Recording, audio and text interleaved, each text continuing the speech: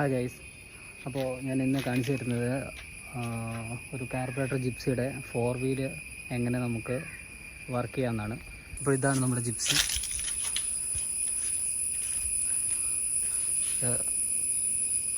89 മോഡലാണ്, 4 വീലാണ് കേട്ടോ.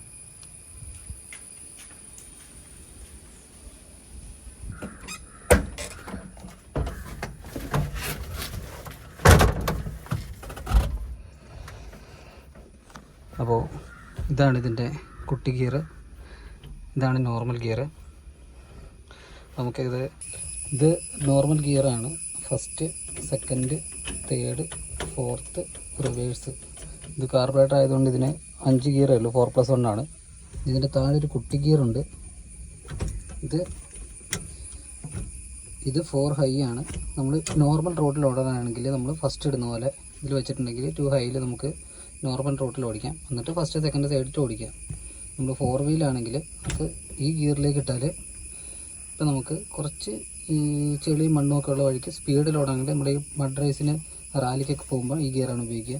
പിന്നെ ഒട്ടും കയറാത്ത സ്ഥലമാണെങ്കിൽ ഇതൊരു ന്യൂട്രലാണ് കേട്ടോ. ഇത് ന്യൂട്രുണ്ട്. പിന്നെ ഇത് 4 ലോയാണ്.